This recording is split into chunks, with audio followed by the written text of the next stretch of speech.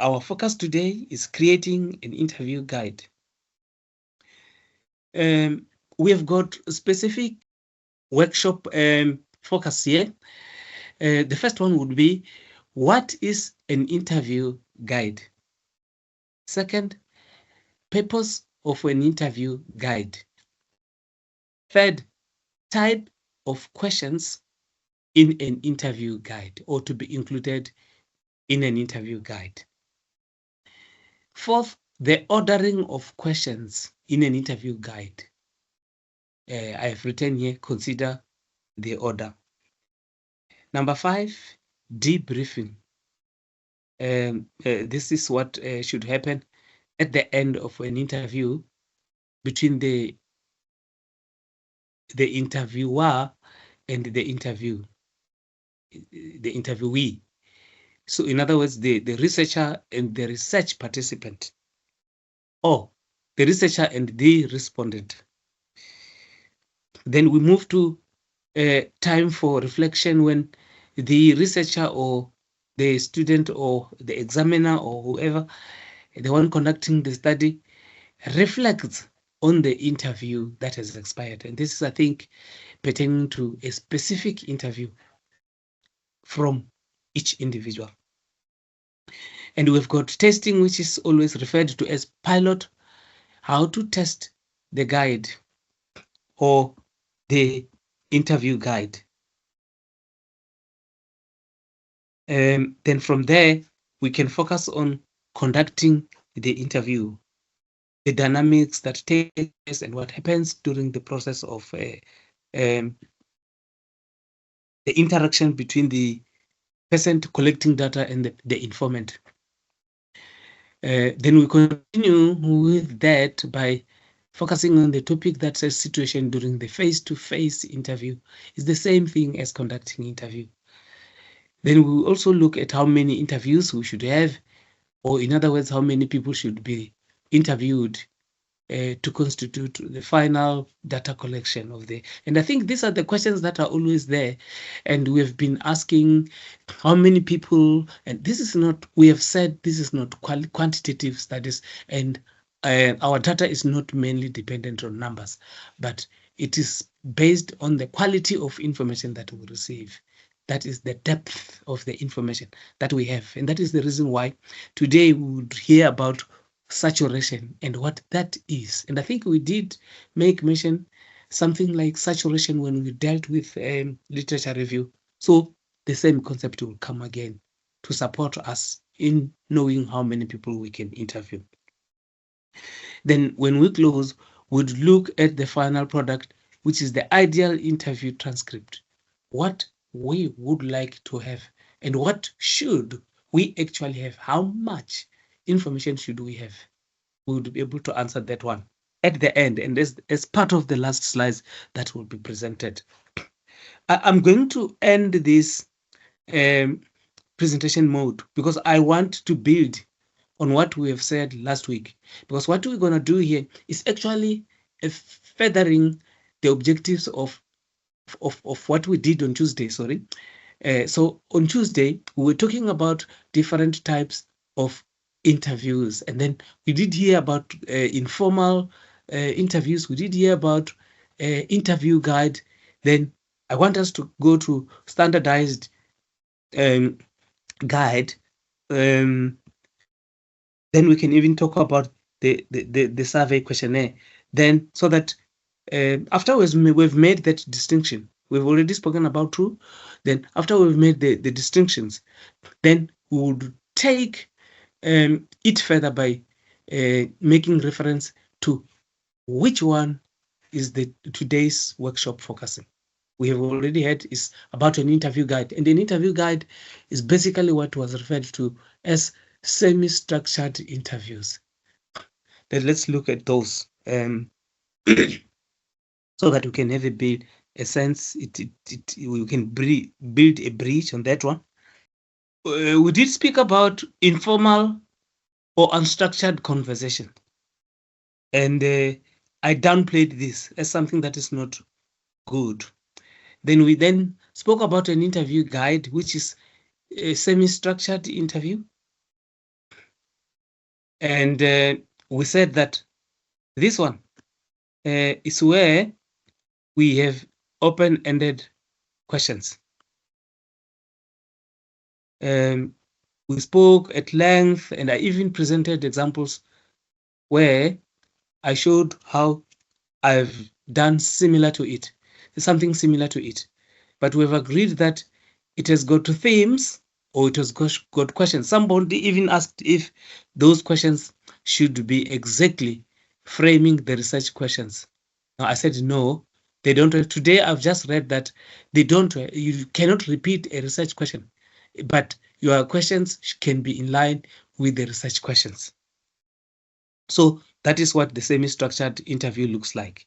But there is another one, which is a standardized questionnaire with open responses. This one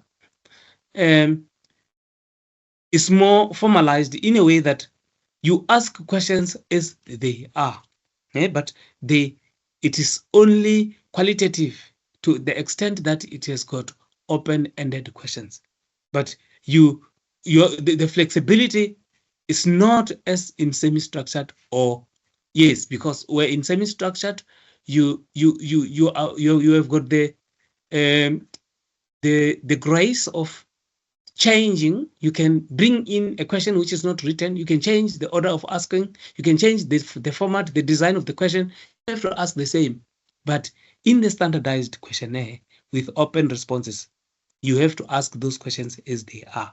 And it is not, people can give you one response, or they can, for an example, some of the answers may just be one word, e.g. debt, and the others might be long statements with stories and personal anecdotes. So, but this is the difference between the other one. In the semi-structured, you will always have explanations. You will always have long statements with stories and personal anecdotes. This is the difference between the two. I wanted you to understand that one, because when we do the interview guide, you will see why the interview guide is called an interview guide, not a structured interview guide or not a standardized questionnaire. It's not a questionnaire. So you will see the difference between the questionnaire and the interview guide. So actually we should see the difference now, because we're not going to talk about the questionnaire today. We'll only talk about the interview guide. But apart from there is what you refer as survey questionnaire with closed responses. And this is not an interview, I want to say. And this belongs to quantitative research. And we're not going to focus on this today. But it is important to make a distinction that a questionnaire differs from an interview guide. An interview guide, open-ended questions. And the questionnaire with closed responses is not an interview guide, and the process is not referred to as an interview itself. Yes, I was on this slide. Now I've built that bridge and that background. So we're talking about an interview guide, and remember, this is about semi-structured interviews. Now, what is an interview guide? Your interview guide is the instrument used to bridge your research questions and what the people you are interviewing want to tell you. Now, this is the reason why it is said that the questions in an interview guide should never repeat your research question. Now they're saying the interview guide is a bridge between that research question and what the people are going to tell you. So in other words, the data, between the data and the interview questions, we've got an interview guide. So an interview guide must never repeat the research question. So this is an overemphasized, and I think it will never confuse us again. Unlike a standard questionnaire, the questions actually asked do not need to be exactly what you have written down in your guide. I've just said the difference between a standard questionnaire, although a standard questionnaire constitutes an interview. In a standard questionnaire, you read questions as they are and repeat them as they are to every respondent. But here in the interview guide, those questions that you do have there, during the process of interviewing, you don't have to repeat them as they are. And I would later on indicate that you are going to be led by the respondents themselves, because there they might guide you as you move along on what you need to ask and to probe. Is very, very important. So the guide is meant to create space for those you are interviewing to talk about the phenomenon of interest, but sometimes you are not even sure what the phenomenon is or looks like until you start the process of questioning. Yeah. Now, we are saying it's not a rigid one, as it must create that space. People must speak at their own accord, and you are there. Later on, you will make reference to probes and would make reference to follow-up questions. And these are the strategies that you would use to make sure that the responses you need actually is what you are going to use. And these are strategies that help you to make sure that your respondents don't astray, they don't go away of the topic and give you information that you don't need. Although you are to be sensitive, you are to do it in a dignified way. If they are straying, going outside the context, you bring them strategically. That is the reason for responses and for probing and for follow-up questions. A priority in creating an interview guide is to ensure that, sorry, let me kill this one. Sorry. Yeah, a priority in creating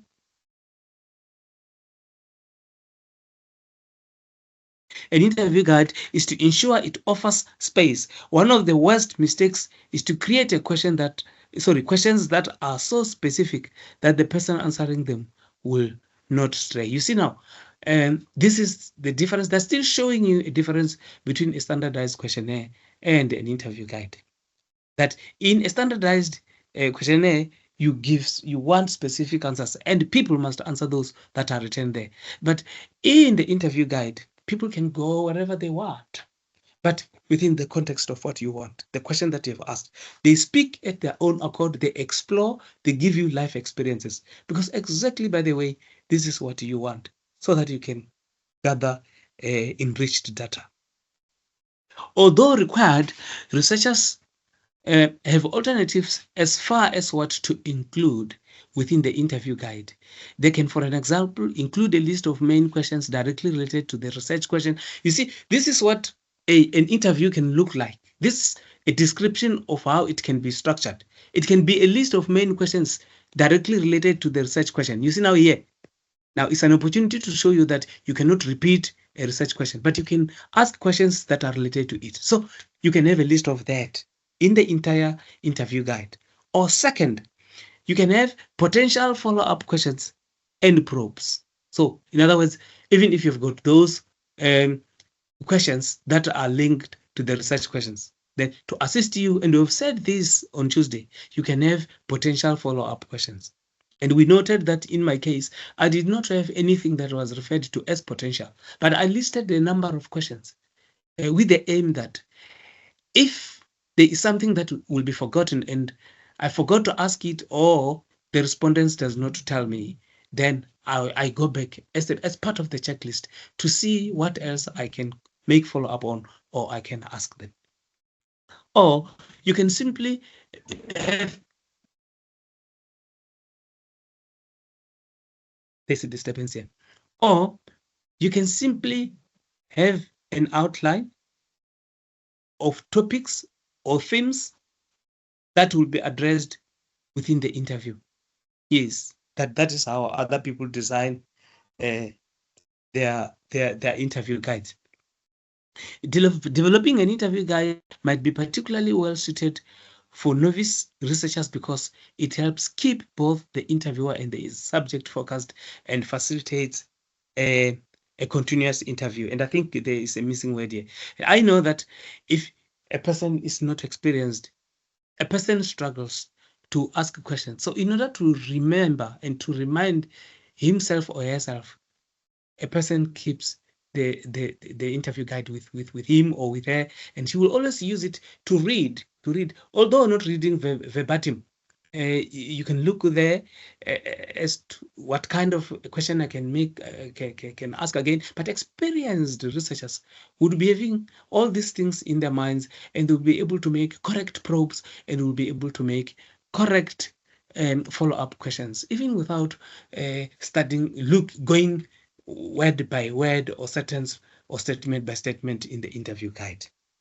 This is just an indication on how the interview guide can help a starting or a novice, a learner researcher. They call them novice, which is not a good statement for me. But let me pause here, colleagues. I've tried to build the bridge between what we did on Tuesday with what we are doing today, to show that having identified what type of an interview I'm going to conduct, then I need to develop a data collection instrument. And the data collection instrument is an interview guide here in the context of semi-structured interviews. And let me pause here so that if anybody has got a question which is burning, you can ask. If anybody has got a burning comment to make, you can make. And this also serves as an opportunity for me to establish if I'm losing you or we are moving together. I think the question that I wanted to ask is on that slide number 7, if I'm not mistaken, about I Yes. think the quality of questions. I think you are saying that if they are not maybe strong kind of like questions, you mentioned Yes. something like they might be on a stray, something like on a stray. If you can expand on that. But again, I might be jumping the gun. The other question that I wanted to pose, but I think you are going to touch on it, and let me just put it on the forum, is in terms of the conduct of these interviews. Let's say you've got a guide, everything sorted, your instruments is right. Your participants, there is some, let's say maybe they're using a recording, there's some that maybe might say that no, I don't want to be recorded or whatsoever. How much of the work that me as a novice then I might find myself in terms of writing, because I think like it might not be appropriate to write because of, when we are writing something that is being said, it's like now it's not now a hearsay. When you're writing it, it doesn't come out as good as it would have been if it was taken directly from a recording and transcribed. Thank you. Yes, actually, even writing is a delay process, because you have to pause. If you are writing, you have to pause and write. Or when somebody is talking, you are writing. I don't know how much attention you are paying. You might be paying, but writing is actually a disruptive activity on its own. But what I think is that you might have difficult participants who don't want to be recorded. But I think the way to avoid it is when you do an orientation. You see, when you start questioning, later I will touch on it here. I've got the type of questions that you can ask, and the very first question that they suggest that we ask is an orientation question. Questions that prepare the respondent to cooperate, to accept you in his environment, and to prepare him to open up and to be free, to freely cooperate. And that is what all of us need to learn to do. And I do believe that there are people who are gifted, who automatically can do it freely without acknowledging that, oh, now I have to prepare this person, because if I don't prepare him, I don't talk to him nicely, I don't introduce myself correctly, he will even decline the interview, or he will say I must not record, or you can even say, I don't want what I'm telling you to be written down in any of the document. If you do that, I'm not going to talk to you. So there are people that are difficult to that extent. So we will touch on what you do, but first impression always counts. The extent to which I'm polite, the extent to which I show respect, the extent to which I show interest and value the person would start to cooperate and to feel pity for me. Not even feeling pity, to feel that there is professionalism. And then when I also demonstrate the value of what I'm doing to the person should actually be able to cooperate. But not that there are no difficult cases. The difficult cases are there. And in the slide here, there is somebody, so Roberts might have said it here, and I'm going to say it. Or if it is not Robert, it's that other one. But they say that we must all be prepared for these cases. But in most cases, 90% of your cases, or even 99.9, will be positive cases. They do not want to threaten you. They don't want to embarrass you in most cases. The other one on slide 7, can you please repeat that one? I forgot, and I couldn't even hear.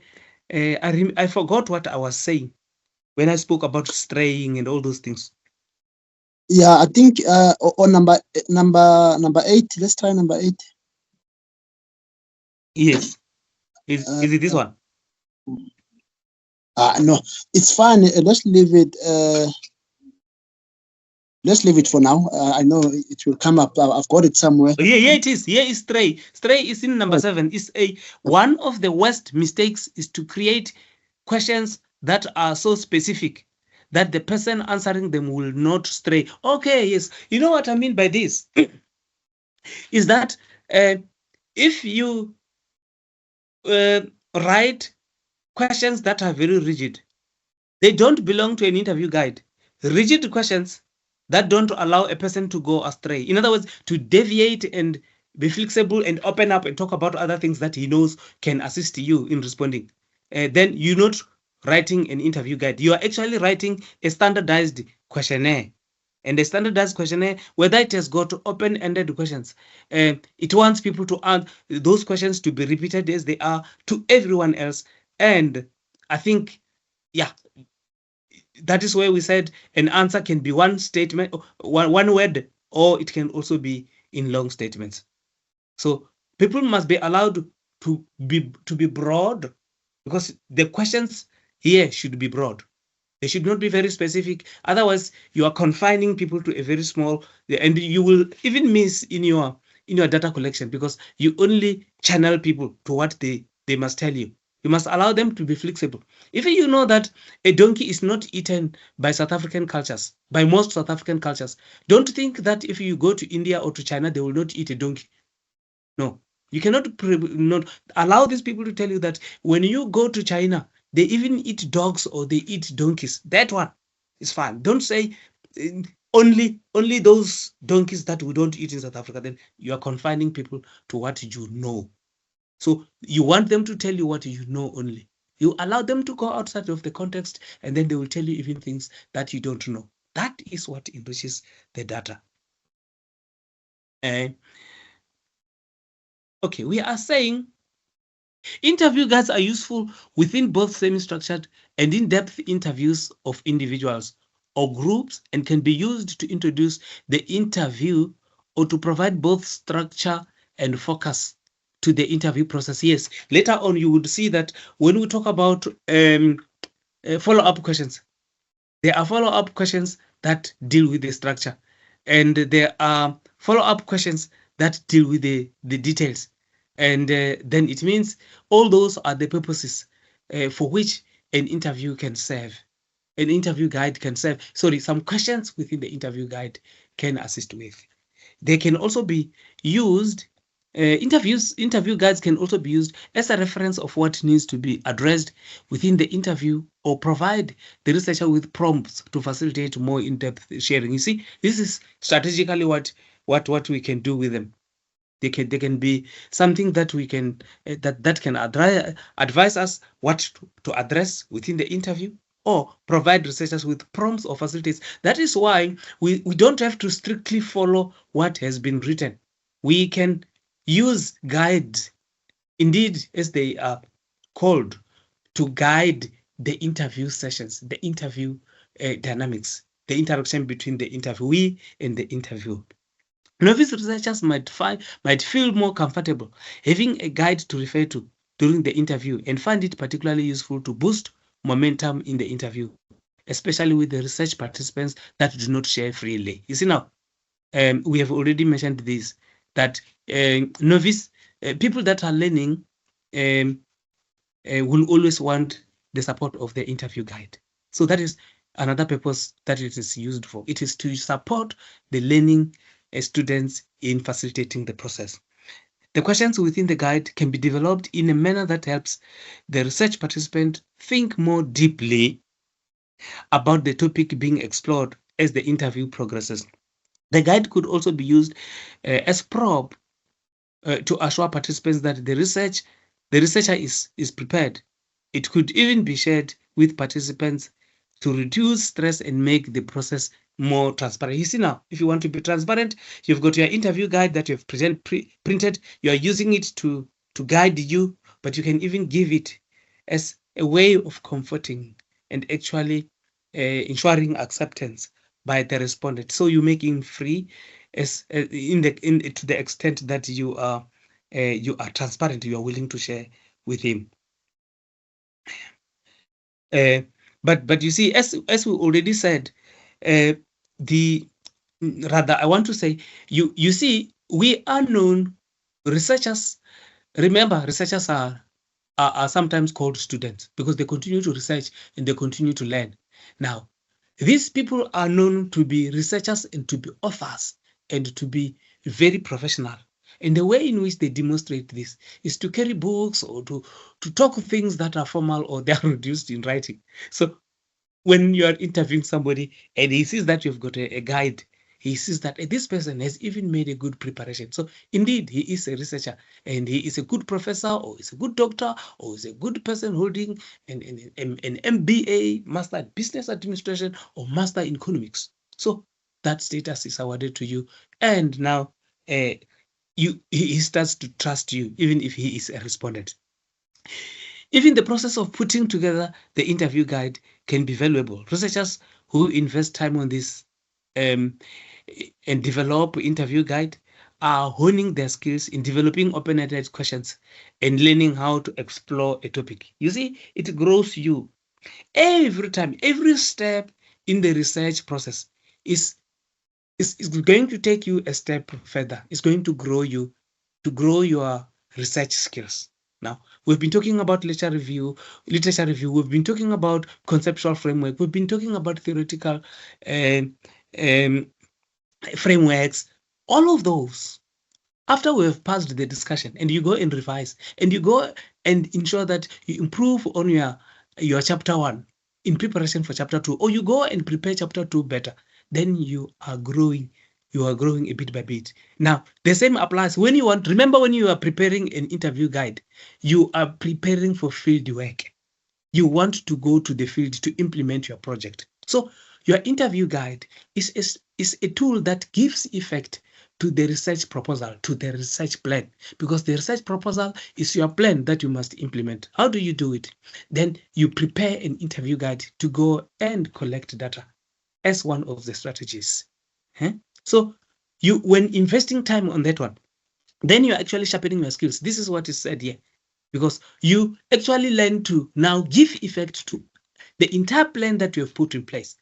How do you give effect to it? Then when you succeed in doing that, you are growing from one strong strength to another. This exercise provides the researcher with the opportunity to develop and consider types of questions that need to be asked in order to answer the research questions. And this is why I always tell people, you cannot go to the field if you have not done your literature chapter, because there you don't master concepts. And there, when you go to the field, you will struggle to ask questions. You won't be able to know which data to collect. Now, here they're saying, if you are developing an interview guide, then you are forced to consider the concepts that are there in the study. And these are mainly contained in your literature. While considering what to ask within the interview guide, researchers might opt to review the literature. When you review the literature, you see now this process becomes reiterative time and again. Literature becomes your prop. It's your strength. It's your anchor. Everything is based on literature. Then you go back to your literature review. Then it assists you in the identification of possible concepts to explore in the beginning stages of the study. And in some cases where you are actually implementing or testing a theory, then you go back and find what are those principles. And those principles, remember, are concepts on their own. Or within the principles, you would have other concepts. So you are forced to reiteratively consult your literature review, all your chapters, so that you can give effect to them when you go to the field. And this is a bridge. When you finish collecting data, remember you're going to present it, you're going to interpret it, and you're going to finalize and make conclusions. So you're building a bridge that links a chapter to another, a section from one section to another. Now you are bridging. This is another bridge. Reviewing the literature while developing the interview guide can also sensitize researchers to the main concepts associated with a particular topic, which can be helpful when analyzing the data later in the research project. Of course, our literature review can also guide us on the possible themes or topics that might emerge. Remember, particularly with top-down approach, the deductive approach, where you've got hypothesis research questions up there, or you want to test a theory. Remember, you already have some topics or things that are important for you to investigate, or you are testing something. So you already have got things that you're gonna look at. So it will conscientize, make you sensitive to the main concepts associated with a particular topic. Let alone that during the course of collecting data, some themes can be revised or some themes can emerge so that you can revise your earlier thinking and you can come up with new themes, or you can revise the earlier ones. So it is important. This is an important stage. So it takes you back to where you started so that you can march forward better, being even more prepared. Preparing an interview guide also helps researchers identify potential problems that could arise within the course of the interview, making them more prepared. A well-planned out protocol increases reliability. Yes, but the more you prepare a study guide, then the study context is reviewed, is reflected into you, and you start projecting. No, man, but if I ask this question, there's a possibility that there will be problems in responding to them. Let alone the fact that we shall have pilot. We'll talk about piloting sooner or later. But you in the process of preparing the guide, you would be able to see, no, man, this one would be problematic. Then I better phrase my questions in this way so that it can help me collect the data that I want. The questions in the guide need to align closely with the topic being explored. They have to be broad, open-ended, non-judgmental, open to unique interpretations of experience, and invite the participant to provide a detailed description of the topic being explored. It is also very important that the predetermined questions are worded in a way that they do not manipulate the process or the research subject's responses. Participants should feel that they can share their experience freely without being told what aspects of the experience to focus on and share. When you read how you need to formulate questions, I haven't brought that aspects in here. I've done it with the mixed methods research. You see, researchers will advise you, authors will advise you, you must not pose leading questions, because leading questions tell or advise your respondents the direction to which he should respond. No, you are going to be objective in asking questions. Then the respondent would decide the direction that he or she wants to take responding to you, so that then you get the benefit of the interview itself. If you've got predetermined questions or predetermined answers that you want covered or want justified through the interview, then you are not a researcher, because you are bringing answers into the mouth, putting words into the mouth of the respondent. Then there is no reason for you to conduct interviews. So you cannot prepare your guideline, your interview guide, in a way that it leads to specific findings. That is wrong. Researchers that decide to make use of an interview guide should still allow for flexibility. That is and emphasize again, engage in the process and develop follow-up questions according to what the interviewee communicates in real time within the interview. They should consider the list of questions to be a guide that can be used if needed. You see now, it means in the guideline, you've got questions that are there, but you only use them to guide. If it is not necessary and you can continue with what your respondent is saying, then you say it. That is why I always say, once you start the interaction with the respondent actually takes over and leads you. Then you need to follow, because that is where you're going to get information. Don't force the respondent to go your way, because you will lose a lot. Once you ask the first question, you will see that that first question, in consecutive questions, is an unpacking and more clarity on what you have asked. You would even see that you have missed some things that you should have asked, because you will be told that you should have asked this. Then we will tell you now that these are also important to your studies. That is very, very important. So we have to listen to what they tell us. This happens when there is flexibility and when we don't have predetermined answers and questions. The researcher should refrain from interrupting the research. You don't have to stop a person or direct him. When he's talking, don't stop him and show him where he should go. There should not be any pressure to interrupt a research participant that is doing well on their own to provide an account of their experience, because it is not the researcher's experience. It is not our experience, we who are researchers. It's not you who are a researcher. It's not your experience, but you are interested in that experience because it can contribute to you getting that master's and that doctoral qualification and that professorship when you are publishing your articles. So it's not your experience, but you want it. You must beg for it, and you must be strategic in doing that. As much as the guide provides structure, the researcher needs to keep in mind that there is also freedom to explore more than what it included in the guide. Because remember, colleagues, you might also have an oversight because you are a human being. You are not perfect. And you have got an opportunity to be educated by your participant, a respondent who knows more about his experience than yours. You know the methodology and the strategies of extracting information. And what we are doing here today is actually to try and define how we need to structure this tool to collect data so that we do it professionally and we are given what we need and what we seek from the respondent. Questions should be posted that follow from what the research subject communicated within that moment.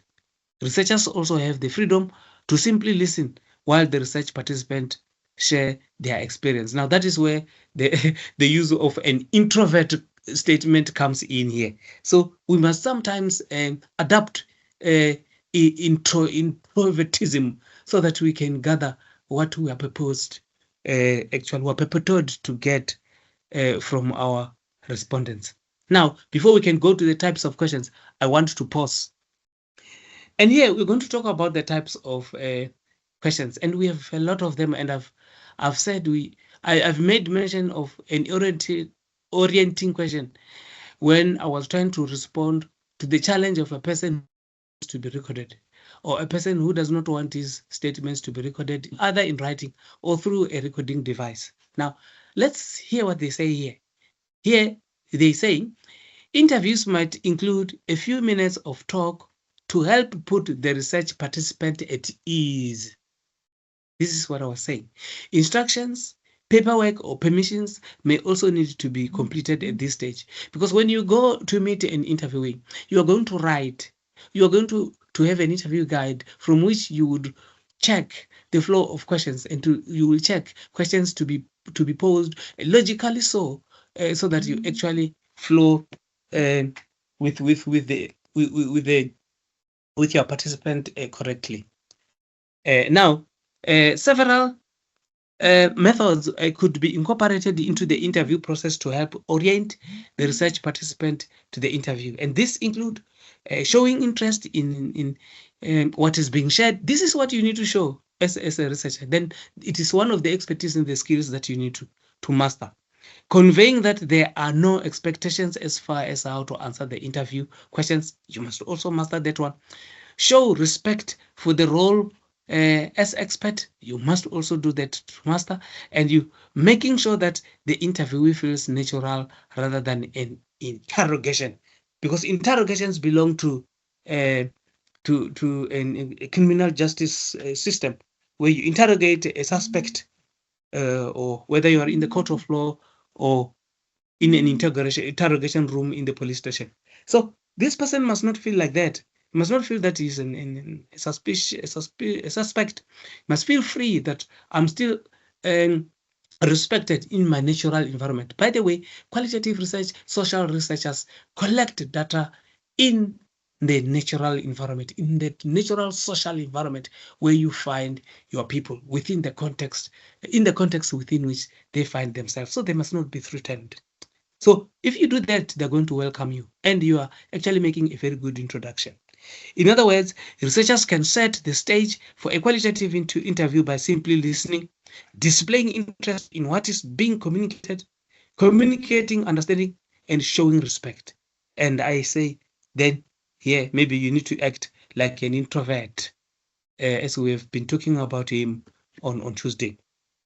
Now, for this reason, once introductions, paperwork, and permissions are complete, and the research participant seems ready to begin the interview, the researcher might pose a question that orients these participants to the process. And we're going to make an example here. I want to understand the world from your point of view. I want to know what you know in the way that you know it. I want to understand the meaning of your experience. I want to walk in your shoes, to feel things as you feel them, to explain things as you explain them. Will you become my teacher and help me understand? No, I think I've copied Robert's verbatim here, and that there is a statement which I don't like here, the one which says, "Can you become my teacher and help me understand?" Maybe I would word it differently. I would say, "Can you please explain to me or describe it to me so that you can help me understand?" I just don't want to use the statement teacher. Maybe it can be threatening to someone. So this conveys the research participant, the researcher's expectations, as well as expect for them and their role within which. Now, this, remember, is an opening question. It's the very first one, and that is why they refer to it as an orienting question.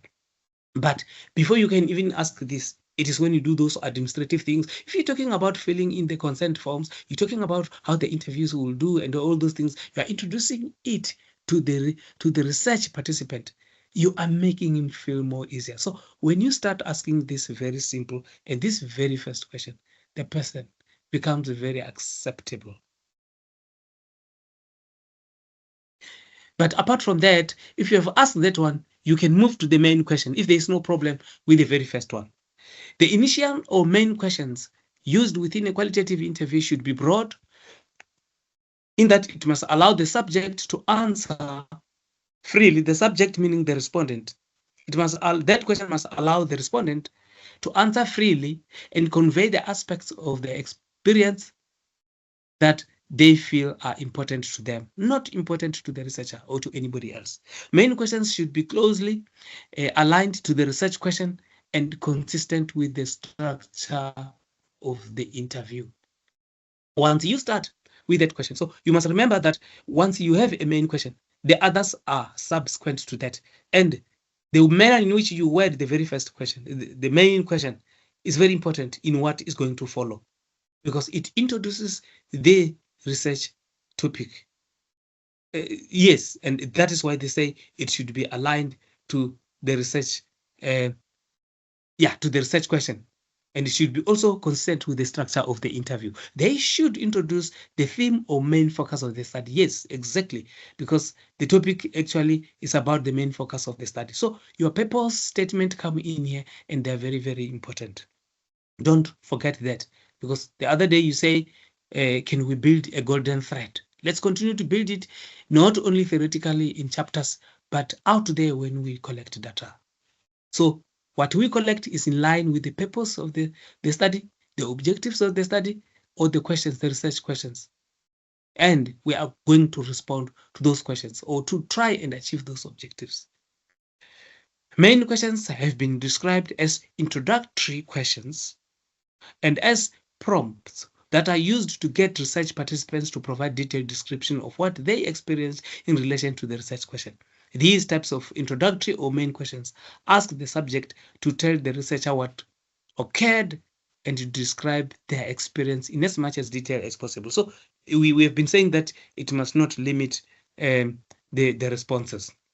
Now, when using certain qualitative approaches, this may be the only questions or even the only question guiding the entire interview process. Now, I must tell you one thing, that I was attending an interview, a work interview, a job-related interview. There, they asked me the first question.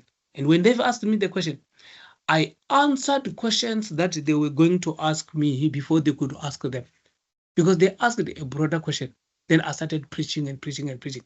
And what I noted is that anything that they asked after this question was already answered in the first question. So what I then did was to actually put more emphasis or to provide more clarity on my earlier statement. So the same applies to the main question here. That main question is very important on guiding the entire interview process. Any remaining questions asked within the interview would follow, that is what I meant, will follow from the research participants' responses to the main questions. A good example of a main question would be a grand tour question, which invites the research subjects to construct their experience in vivid detail. The following question could be considered a good main grand tour question. Walk me through exactly how this unfolded in detail. Walk me through exactly how the cyclone devastated the city of Tshwane. Sorry, walk me through how the COVID-19 pandemic impacted on the economics of the South Africans in the year 2020 to the year 2021. See now, then a person can talk about anything that impacts on the finances, on the economy of our country, including ourselves. So you don't limit him. You don't say, talk about the agricultural economics, talk about the economics of the mining sector. No.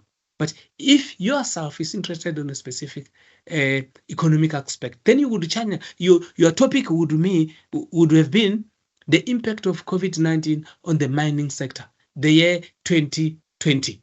Then you don't go to 2021. Then you are confining the person into that. But it means it is dependent on the topic itself. But it's not because of the guideline. The guideline actually must follow what the main research questions are, what the purpose of the study is.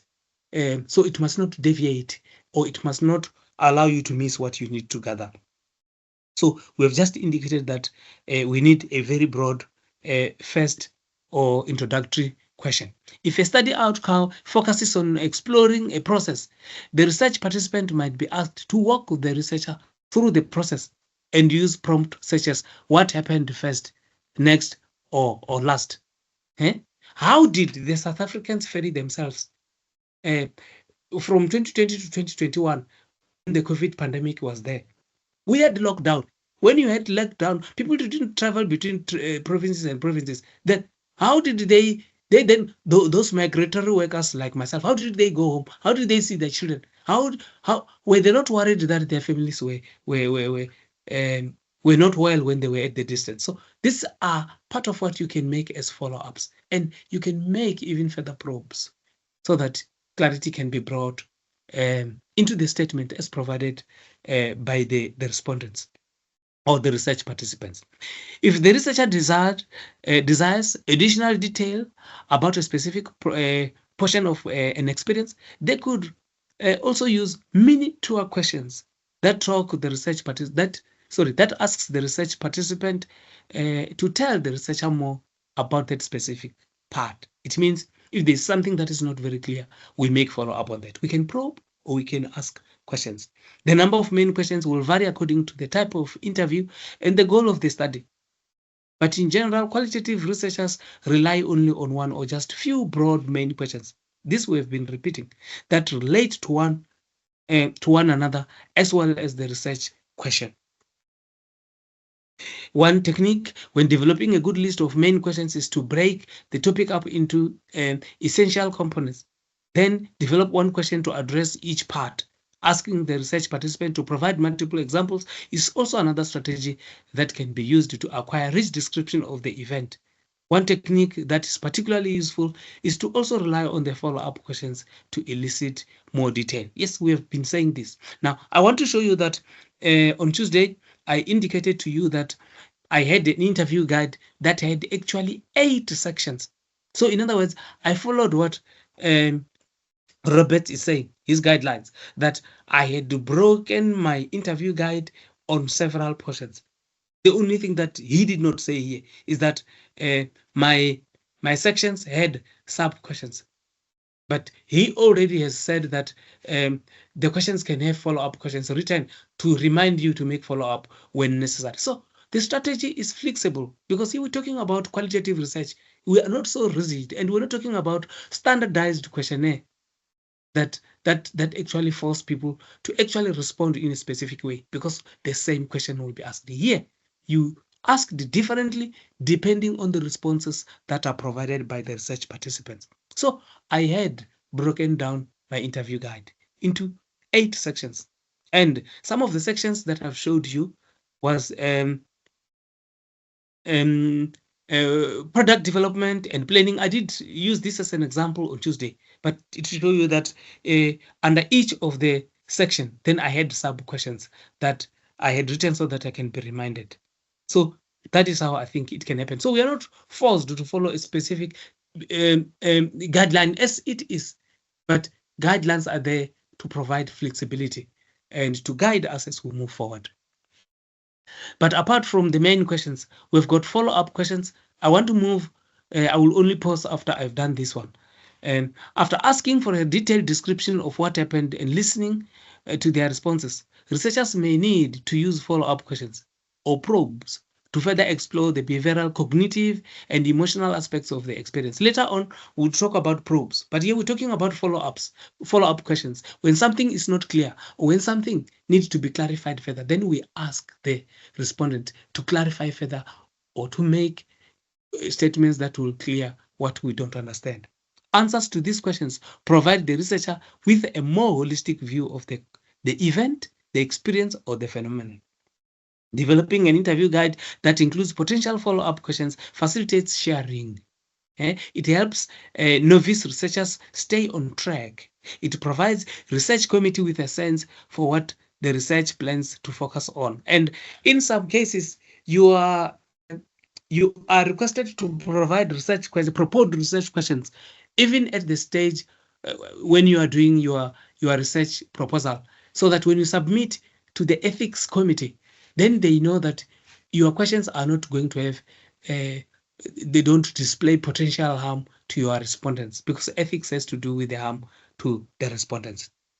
So this is now where they are showing you the importance of follow-up questions. So your follow-up questions will even be seen by the institution under which you are registered or under which you are executing research.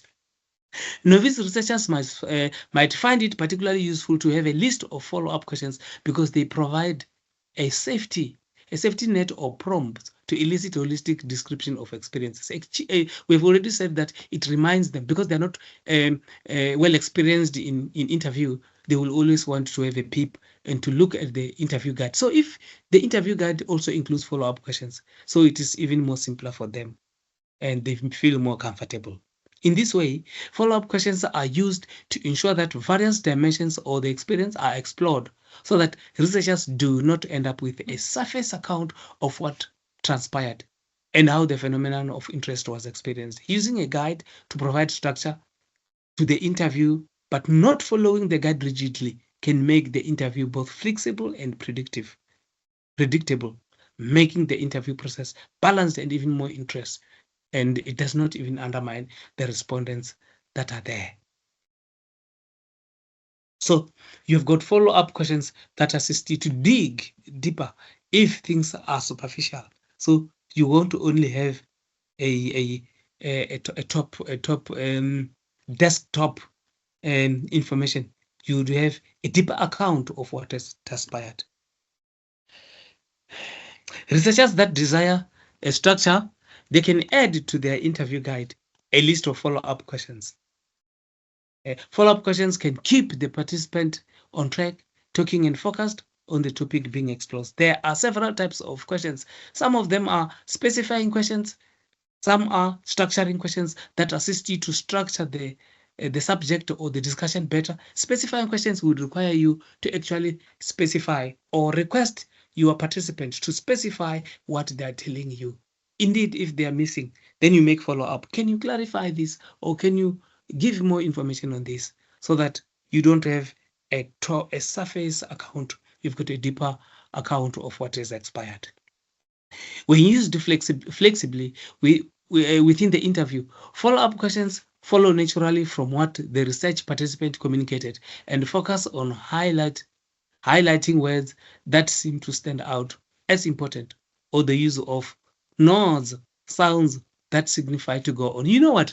Once you will see how beautiful, how enjoyable are interviews. I'm telling you.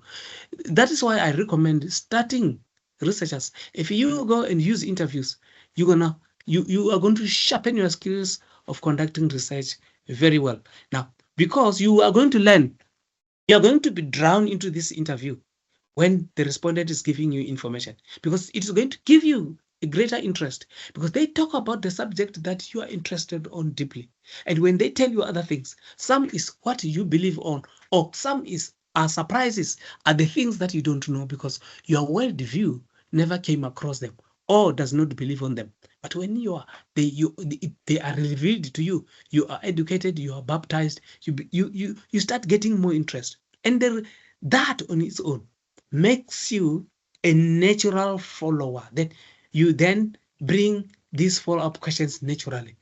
And if you are in agreement with the respondent, you will just nod or just say yes, yes, time and again, showing that you are drowned in and you are becoming a full participant now and enjoying it. And this you will experience. Go and use interviews if you want to have this experience, and you will be able to be a teacher of interviews.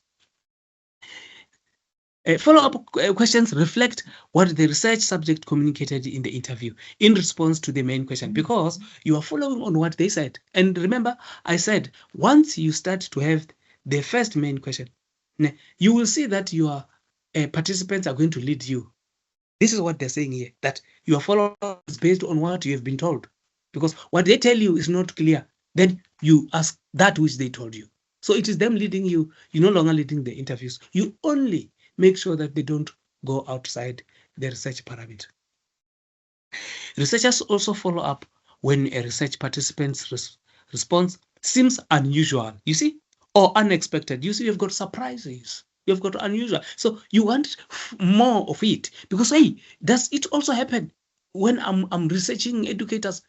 Do they also use stick these days, and they tell children not to tell their parents or not to report them to the police?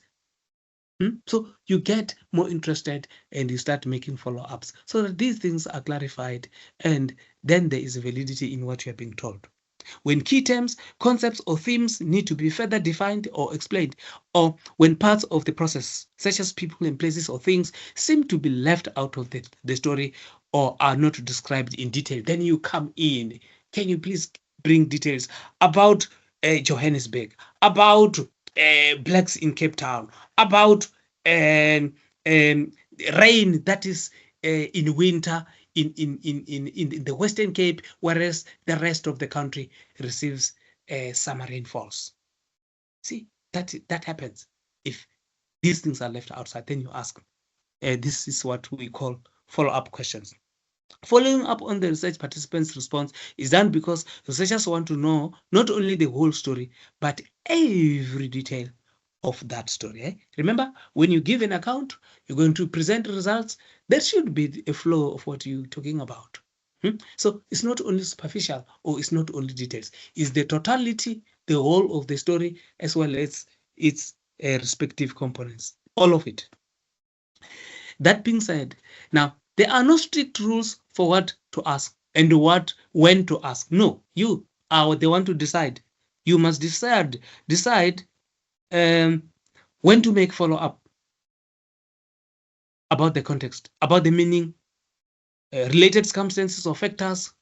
You can ask about causal links, the why, the meaning of terminology, sorting out contradictions. If the reporter or the respondent is telling you one thing here and then he contradicts or she contradicts herself, you make follow up. Then when you're following up, then he revises his statements. Then he tells you what would appear to be correct at that time. Clarifying ambiguities, things that are not very clear, alternative explanations or perspectives, evidence and examples or personal insights. So all of these enrich your data, and you want this because this is qualitative.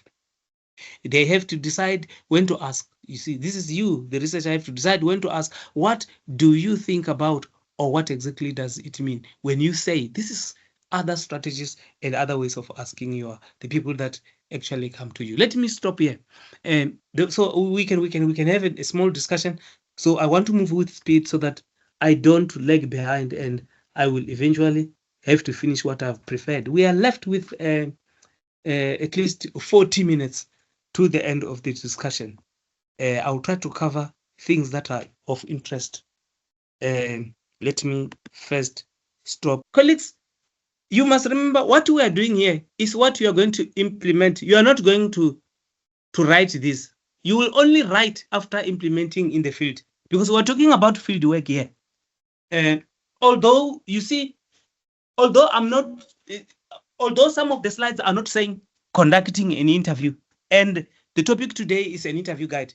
This is to be implemented. So the way I'm talking, I might be talking as if I'm in the field, because the guide is only used in the field. It's written in my office or in my desk or whatever at my house.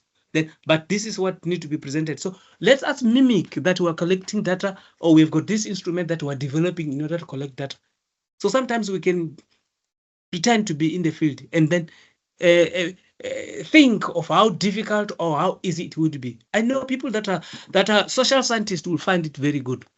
People that are working with patients also are social people, and a lot of us are social people. We work with that responsibility, so we should be able to engage well with our respondents, and we do it by preparing an interview guide. Okay, let's move. Probes help the researcher to manage the flow of the interview. Now, that is how it is described. And to keep the interviewee engaged in the interview process as well as on the topic. But a follow-up question follows things that are not clear so that they can be clarified. But here we need to manage the flow of the interview, and we must keep the person who is responding engaged every time. Okay. The probes can be used to keep the subject talking or clarification of what was stated. You see now here it trends and touches what a follow-up question does. Now there is a very thin line that divides them, but let's just divide them for the purposes of presentation. But there are three classifications of probes that include the following. Those probes that are used for attention.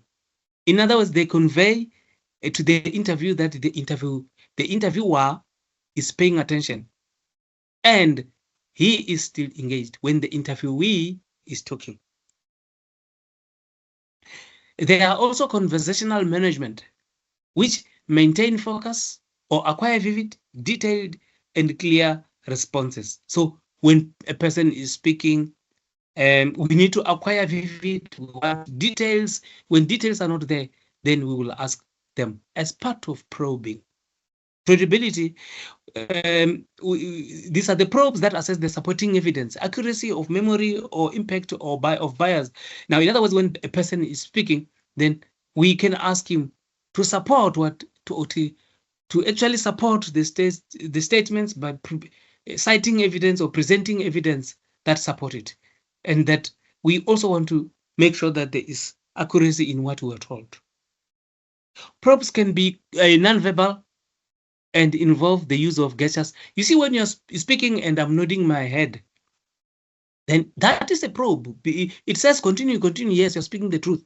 But once I've got a frowning facial expression, then it shows that I'm surprised. Oh, do you also know this? Or is this also the real thing? Oh, Are you speaking the truth? You know, body posture. I look forward, lean forward or backwards, or I jump. Or, you see now, and I keep silent, I keep quiet. Oh, I breathe very high. Like, oh, ha, yes. Okay, go on. Can you give me an example? Oh, that is interesting. Could you tell me more? These can also facilitate detailed descriptions and explorations. These types of probes are simple requests for additional information or details. You see, even if you didn't talk to anybody, he will see that no, you are not satisfied in the way that he's responding. Oh, you are highly interested. Oh, this one you don't like. You are frowning. You see, all these things. And these are very, very important to us. And I want to tell you something. When we deal with analyzing qualitative interviews, you see, it is important to also see the expression of your respondent. If the person is talking and is opening his eyes or is crying, what does crying mean? You will see we will be required to even analyze that. So this is just an the other side of the coin. That you showing all those bodily expressions, all those gestures, nods, body posture, and silence. It is you, and you are being looked at by your respondent. So it tells you, communicate a message. Please give me more. Oh no, I'm not. Are you? Is it true? Whatever. Please don't tell me lies. Or what? You see now, that is you communicating verbally or non-verbally. So probes can also be used in the following manner: to steer the interviewee back on track when he sidetracks, to summarize and reflect to ensure understanding is always the correct way, one of the means, to ask for clarification, to check the understanding, as open request to elaborate, as check for credibility, as we've said it earlier on the previous slides. You see, that is how probes are used. But sometimes they support, you see, the probes support your follow-ups because they are either a confirmation of what is happening or a reprimanding. No, this is not what I want to hear. Or don't do it this way, do it this way. So more or less like follow-up questions, but they are not the same. That's why we present them differently, and they are presented by authors differently. So you've got a choice of strategies to use to make sure that you actually gather what you want and you don't threaten your respondent. It's important to consider seriously the order in which the interview questions are presented. You see, this is where you consider, or how do you order the questions? Which one starts, which one ends? What should you address at the beginning? What do you address at the end? What is it that should be addressed in the middle of the conversation? Because you don't want to threaten these people, but you want them to give you more. Even if there is a sensitive question, we must know by when. And if this is a simple question or ordinary questions, we want all of those. But all of them have got their own places at the beginning, in the middle, and at the end. Researchers have to keep in mind that rapport, trust, and respect have to be developed and maintained within the interview in order to create a safe place to share the personal insights and experience. For this reason, another author in Roberts suggests ordering the questions from easy to tough. First asking what and how questions that prompt a descriptive response. And later on, we'd hear that as we move forward to the difficult ones, that is when we ask the why.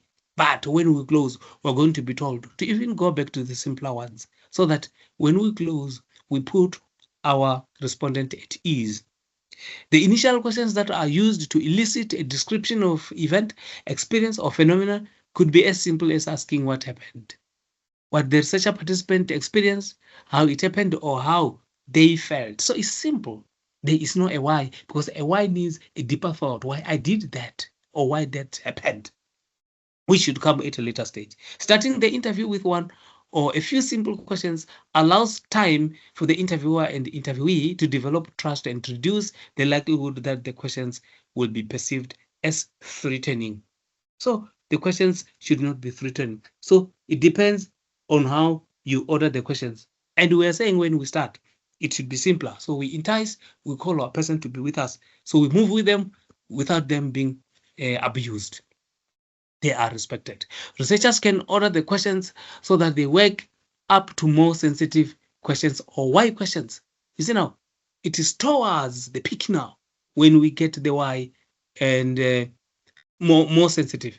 We cannot start with sensitive because the respondent would start to get threatened, fear to respond even further. But if he has already answered some simple questions, he knows that we are here peacefully, and therefore it becomes more simpler for him to try and provide us with those sensitive information. Then we allow the subject to de-stress. You see, after we have got the sensitive ones or the why ones, we then de-stress before the end of the interview by going back to tackling the less sensitive questions that call for descriptive answers. As we have said, we should start with them. Asking the research participant a closing question like, now that you know what the research is about, is there anything that you think I should have asked that I didn't? Provides them, this provides them, is said, provides them with an opportunity to wind down. This is what Robert says. With thought into the timing of the interview questions essential for the researchers, especially those who may have only one opportunity to interview a research participant. And remember, they're saying, they're warning that you can lose a research participant. And once you lose a research participant, it's very difficult to get another one. And if you are solely going to return to depend on this one, and he is the only one that can give you this information, wrong ordering can even damage the relationship, and it can close and stop the engagement. The interview might not even continue.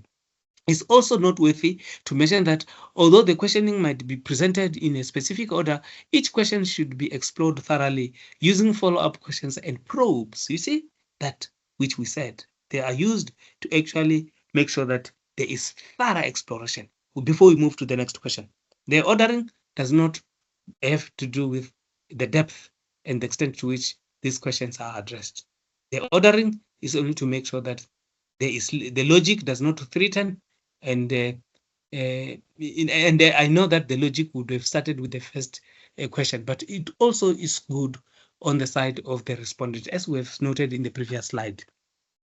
The authors not only recognize that the follow-up questions have to align with the purpose and goal of the study, but they also present what they identify as second questions and emphasize the need to follow the subject as well as the flow of the interview. You see now,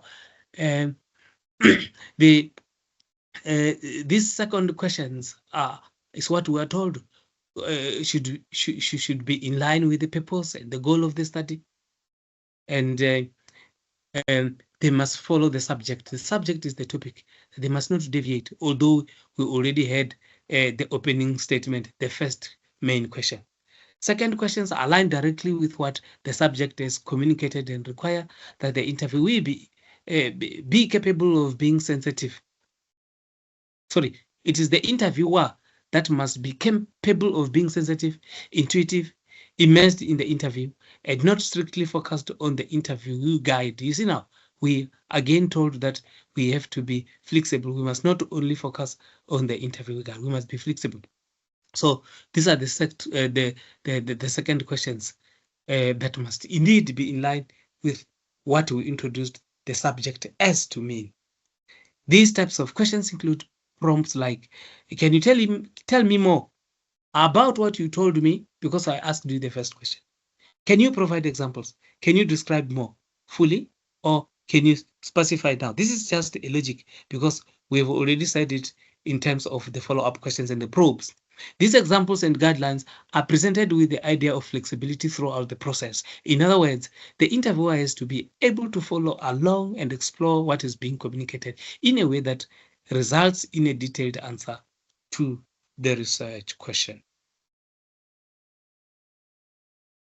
That is what we mean by ordering. Now let's talk about debriefing.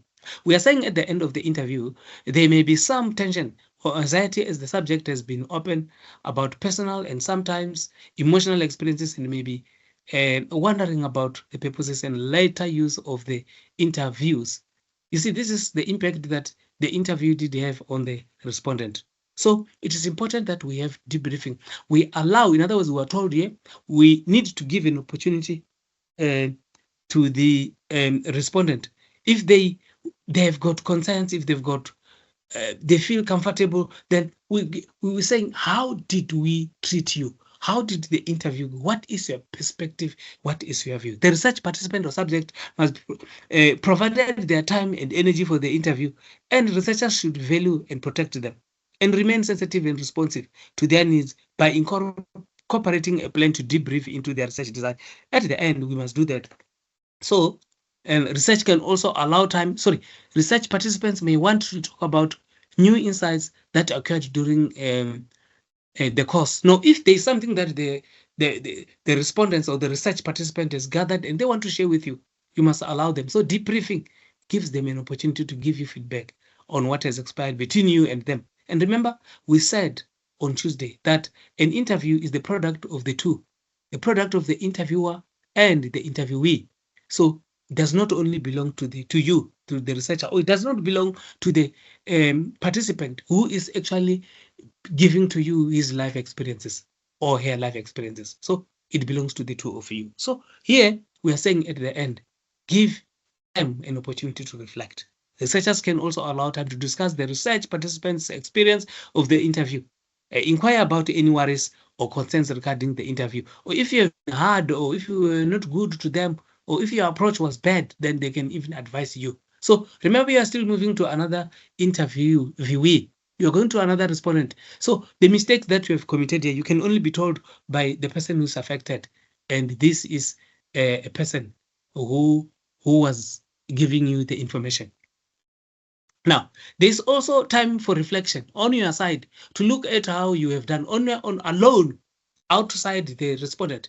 When you are alone, then you've got to have time to reflect on how the interview went. When there are pitfalls, when there are biases, when there are wrong things, when there are new things that you have learned, this is the time to think about and write down.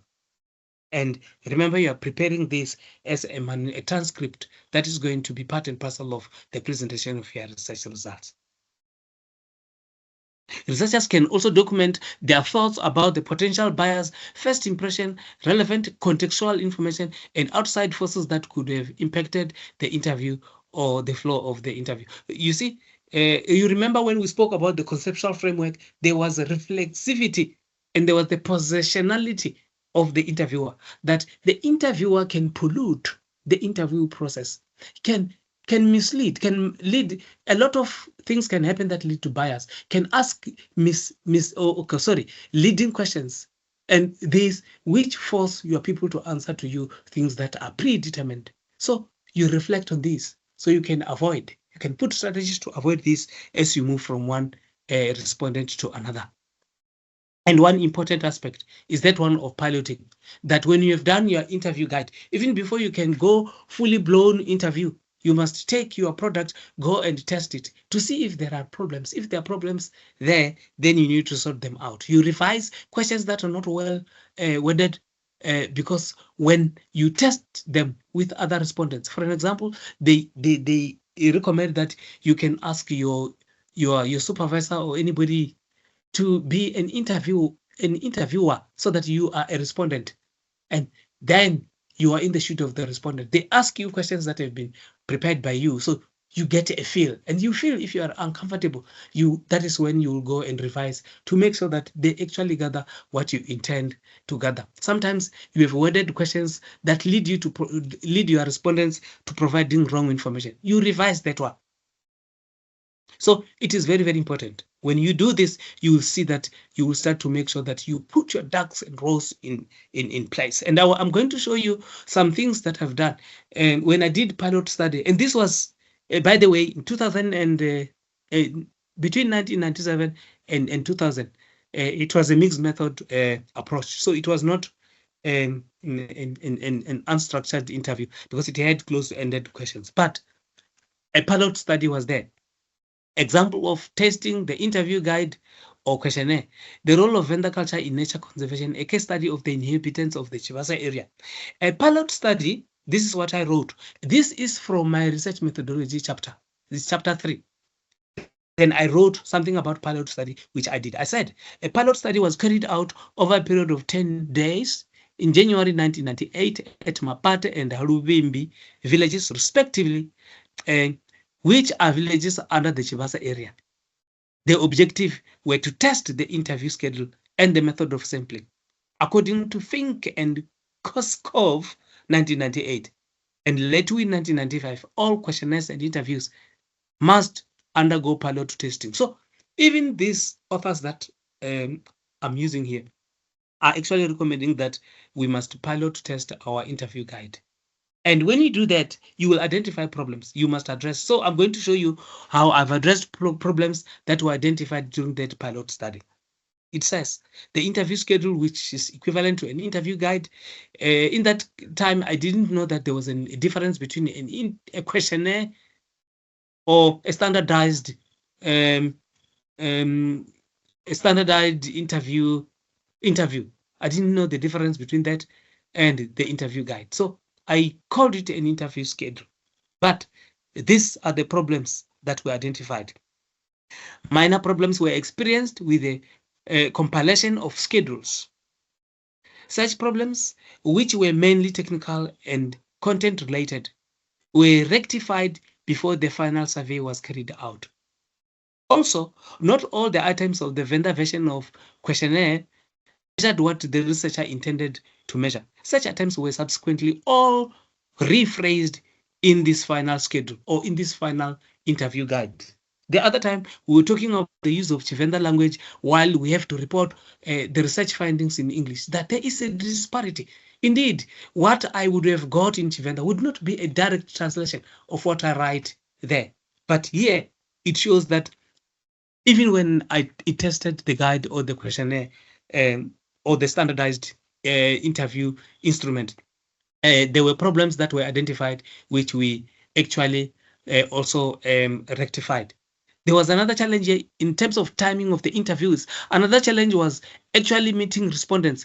There were instances where people were busy when the interviewer arrived, but the villagers obviously did not regard this as a problem because none of them refused to be interviewed when the interviewer asked them to participate. I want to skip this because it's not actually supporting the interview guide, but it is maybe related to pilot study. I thought it was part and parcel of that because the heading under which it was written is pilot study. But let me skip the next.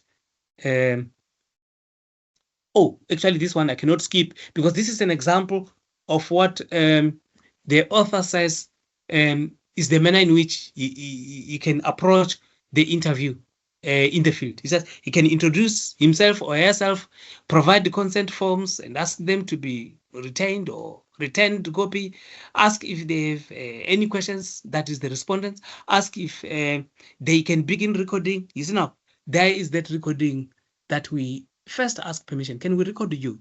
Can we just write on handwriting? So can we ask questions? Do you want to ask questions or you don't want to ask questions?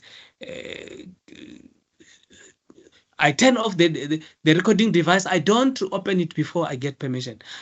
Ask if they are willing to fill out any the demographic questionnaire, collect questionnaire, and without looking at the answers, place it in the folder.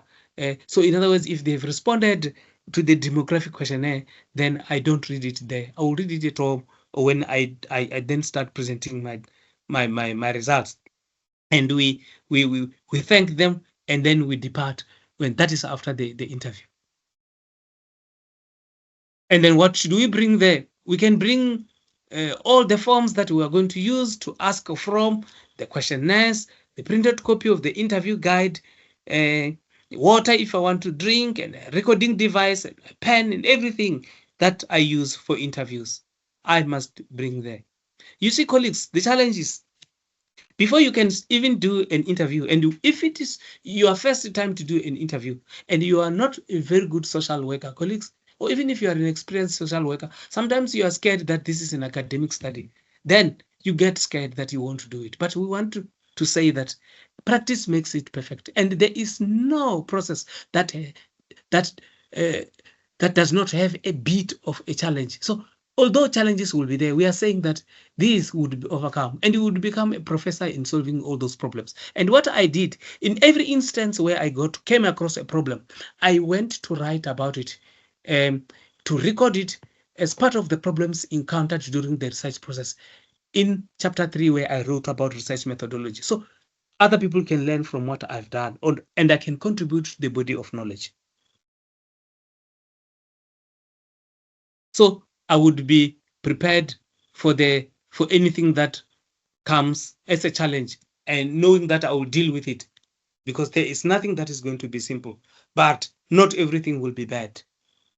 I see that we're left now with 15 minutes, and I want to do justice and finish what I'm going to do. But I want to pause here, because from here I will do justice, but make sure that I finish what is remaining. But let me pause and allow for interjections, for comment, and for questions.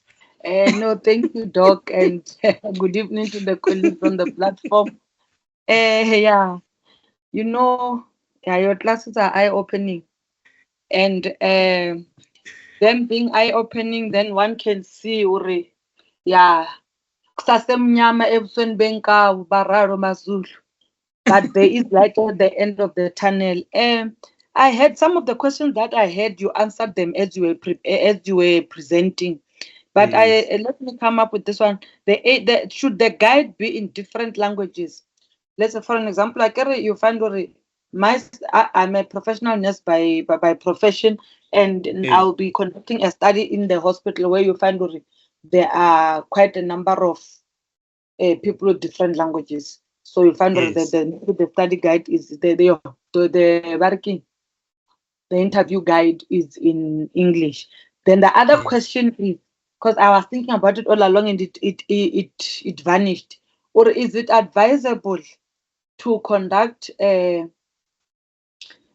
study in the same, let's say, district where you're working, where you like, you know, the people and the people know you?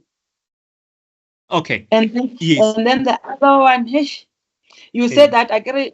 The main question that you ask should be broad so that the participant can be able to open up and flow, and then you'll be having the other marking. Hey, I'll put it on the chat. It's now coming out of my mind. The work is disturbing me with the work phone. Okay. No, it's fine. Let me start to answer others. When I forget, you have asked a lot. Let me try to answer. You will assist me. The other one. Let me start with this other one. I don't know whether we call it the backdoor research, where you research the people that you work with, the district in which you are. We have been told that one does not bring credible results. But today, while I was reading this guy, this Robert, it was not Roberts, it's Hurst. Then he says, it is a positive thing that when you are researching with people that you know, actually you will not interfere with their with their, what is that? With their confidence. There's something that I'm going to present a slide that talks about that. Can you please hold on to that one? Then you will see I was actually making a contradiction of what we had from conceptual framework, because conceptual framework says backdoor research is not good, but these people here are saying it is a good thing, because you want to tread and invade on the privacy of the people that you know, because you know them. That is, if I'm Muvenda, I know that in Chivanda there are things that we cannot talk with elders. There are people that I cannot tell females. There are things that I cannot tell the youth.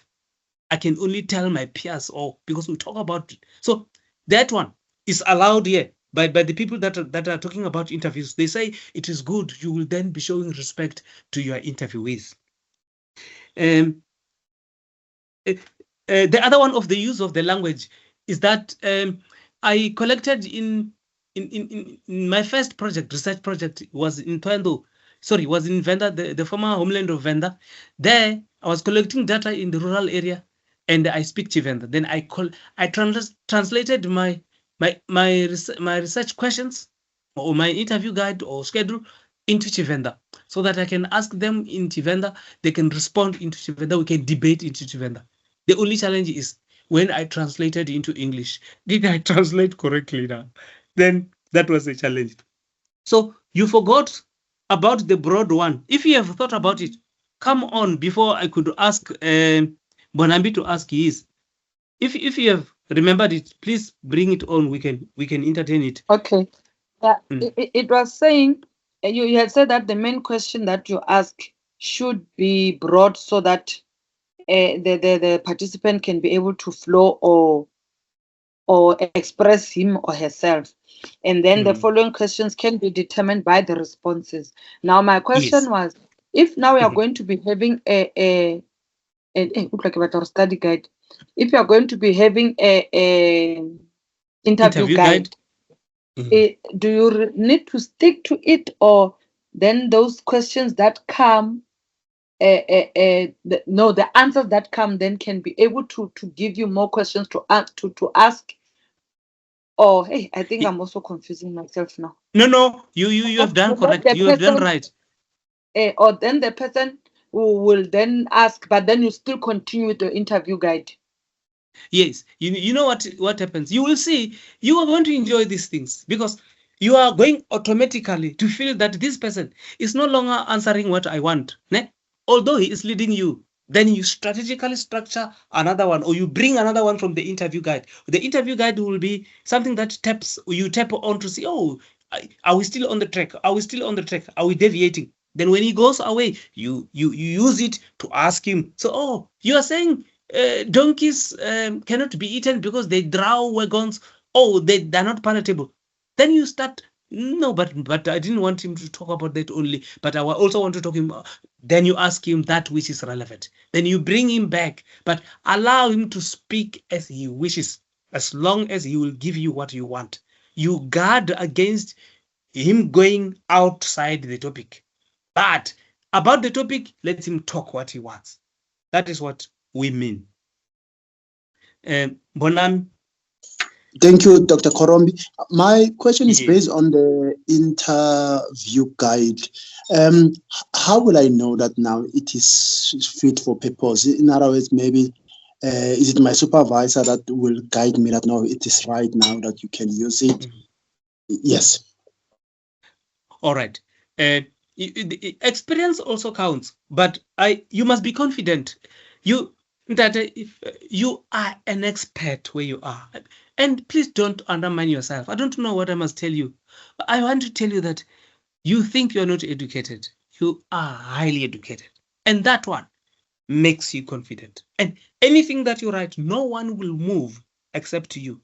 When a professor attacks you, you deal with him from a literature point of view and from an experience point of view. You see, remember you have been reading about this topic since chapter 1. And by the time you go to the field, you have even done chapter 2 or chapter 3. And in chapter 2 and chapter 3, you exhaust a literature that you only briefly studied when you did chapter 1. Now, you know even the concept. That is why they say when you are doing the interview guide, it allows you to even review your literature review. You even go and look for concepts that are there. Actually, your questions are about what you think you want to present as the results. And your results are based on questions that are not answered in terms of literature and in terms of the topic. And that you are confident because you have done even gaps analysis in terms of the knowledge that is in existence. You know what is lacking from the body of knowledge. Literature that has examined this, literature that did not examine, others have examined, but they've left gaps. So I'm going to ask questions that assist me to close that gap. So who is going to attack me? Because I'm the only one who knows the details about all those gaps. Even the professor has been told by me in my chapter 3 or chapter 4 that this area has not been researched. So I'm justified to go and take and structure questions based on those areas which are gaps. So there's no one who can kill you. So you do it. That is why they say if you have got specific aspects that you must cover, you must remember your research questions are your guidelines. Your research objectives are your guidelines. Your purpose statement is your guideline. They tell you what you must observe. You will find that the questions that are in the interview guide, they speak to the research questions. If you've got 5 research questions, All of them, you are going to separate your research, your interview guide into 5 sections. Each one of them is representing an objective. And each one of them has got to answer questions that will assist you to answer that objective. And that objective, remember, is relevant to the literature. So what has been done, you won't repeat. What has not been done, you will then deal with it. So I think the product that I have, my interview guide, is perfect until somebody challenges me. And I'm ready to deal and attack anybody who thinks I cannot write an interview guide. I'm ready for that one. I even want the professor to come so to show him that I can develop an interview one time right. Nobody can correct me. And that is how confident I am with myself, because I've studied a lot of books. So I think we need to be confident in that respect. Can I move forward now, seeing that there are no other hands? But thank you for those questions. They are actually thought-provoking, and they're actually building me. And I think the rest of the team is actually enjoying. Now, we're going to talk about what happens during the interviews. There's a lot of dynamics. We are working with cultures, with people that have got feelings, people that we must respect, that must respect us, but we still want data. Now, there's a lot of dynamics that happens when we engage with them verbally and non-verbally. One of the most important elements for consideration is the congruency on the aspects such as age. Sorry, let me see if this is the very, this is the very first slide that I want. Yeah, there is an element of congruency in terms of age, gender, ethnic group, language, and so on. I've just told you that in my culture, you cannot tell to the elders there are things that you can talk, and there is a way in which you can talk. And to the gender, to the females, we can't talk everything to them. I'm a male, I cannot tell females everything that males do. Ethnic groups, the Bavenders, I cannot tell you, if you are Xhosa speaking, there are other things that I can't tell you because I would be offending, or you want to understand our culture. Even the language, I want to use Chivenda every time with you. I will try to introduce you to it, but with the Mvenda speaking person, I can even speak deep Chivenda. So these are important aspects for consideration in an interview. And here is something that I'm going to show you. However, because of the fact that we deal with verbal communication, matching should always at least be sought on the issue of language. And I want to show you that in one of my studies, I translated these interview guides into Chivenda. And I think this is what Mpo was asking. Look what I've written in terms of my the construction of the questionnaire. Crew stresses the importance, how important it is that the researcher and the respondent speak the same language. This factor has also been emphasized by Nabasa and his colleagues and Opuku in 1995 because the researcher took all these factors into consideration, and because the targeted respondents were all Chivenda speaking. He translated all the questionnaires into Chivenda. So here I was demonstrating congruency in terms of the language. That because these people speak Chivenda, let me speak to them in Chivenda, and my interviews in Chivenda, and all the interview guides or the questionnaires. Now, the other challenge is because the interviewer is an uninvited guest, researchers must be careful not to create a situation where the interviewer has to overstay his welcome. So I've got an example in here. The general rule is that you've got limited time, 20 minutes or so, but the others do talk about an hour, 45 minutes or 1.5 hours. The other day we said we can even postpone it to tomorrow or to another day so that we can have 2 interviews. The one the first day, the last one the second day. But I indicate here, it is fair to mention that if the respondent is unable to answer most of the questions, the interview session would even be shorter. But if he brings a lot, then it even extends the time of the interview. But I want to show you the challenge of the uninvited guest. That when you are uninvited, people are not waiting for you. And this is the situation that a researcher finds himself. Because you go there, you want to collect data from people who have got other activities to do, or who are not even there at home or at work. Now, let me read what happened in my case. Another challenge was that, another challenge was actually meeting respondents. I'm closing now. This is the last minute. It was me when we have to meet respondents. There were instances where people were busy when the interviewer arrived, but the villagers obviously did not regard this as a problem because none of them refused to be interviewed when the interviewer asked them to participate in the interview sessions.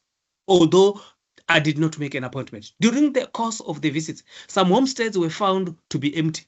When this happened, the interviewer moved on to sample the next homesteads. All these dynamics are there because you don't make an appointment, you are not an invited guest. But we should be ready to deal with this. And because it is social science and qualitative research, we are allowed to be flexible and we can adapt strategy that ensure that if there is no one in the house that I can interview, then what is my strategy? How can I get that? If I want to interview the head of the family, can I now interview the deputy head? That is one strategy. Or do I come tomorrow or something like that? That is how we deal with these things. Another important situational element in the face-to-face interview is that being a stranger, the interviewer must always be careful not to infringe on the respondent's privacy. This is what I was talking about when employees asked a question. There is an advantage of backyard research in avoiding invasion of privacy, because if these are the people that you know, they are the employees in the same government department or organization where you are working, you know them, so you know what sensitive areas are and you won't even ask that. But when we deal with reflexivity under a conceptual framework, we felt that backyard research would not give you good return because the information is said it will not be accurate. So these contradictions are what you need to balance yourself and make choices in the field. Do I interview people with who I'm working or in the same region where I'm working? What is the benefit? The benefit is you won't invade on their privacy. But the other challenge is they are saying the information would not be accurate. If there is another way in which you can ensure that your information is accurate, or you have read another literature that teaches you a strategy, you employ that strategy, you continue to collect data there. By the way, if it is the only place where you can get information that you can get, then why wouldn't you collect data there? Then you have to ensure that you manage the challenge that is being actually identified. And there's another one here. The author here, this is NSG 2013. They said, never sit first, as you might accidentally choose to sit on the respondent's chair, which may irritate the respondent throughout the interview. Now, I said no. According to the Chivenda culture, and Mpo can attest to this, you have to sit as soon as you enter the household to show a sign of respect. The woman has seated here herself in line with the Chivenda custom of respect. If you don't, you get there, you don't sit down. You see, by the way, when we get in, if you are a female, you are going to kneel down and bow and greet them seated down, because these are elderly people and you must show respect. So if you do that, you are accepted and you are welcome.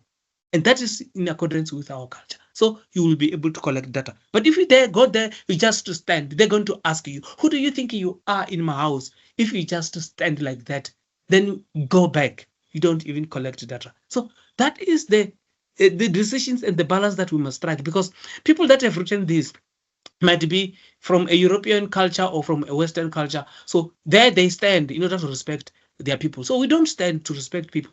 We sit down because we are the Africans.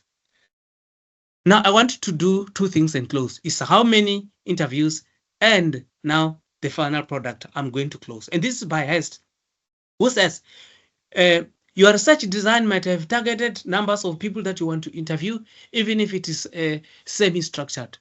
But there is a recommendation that you conduct as many interviews as possible until you reach saturation. And what is saturation? It's when you don't receive any surprising information. You see, you would have gathered information that shows that with the information that you have, it appears that your questions have been responded. The research objectives have been responded. There is nothing new that is adding to what you need to know. Not that people would not be telling you new information. They'll be telling you new information, but this would not even lead to changing the status of the research in terms of the available data that you have already gathered. But What is your final product? A good interview transcript, which is the final product, will demonstrate a subtly controlled conversation by the skillful interview. In general, you want to see replies that are about 1 paragraph long, not short sentences and not running onto several pages. You don't want one question to cover 3 pages. You don't want one question to cover only 1 statement. No, because this is qualitative. Although it is sometimes necessary to follow respondents down tangents, it is also often necessary to pull them back to the questions. You see now, when they go astray, they must not go away from what you want. They must always tell you what you want, but they must not give you too much. So that is what constitutes your final product. Then until I meet you in 2 weeks. Thank you very much.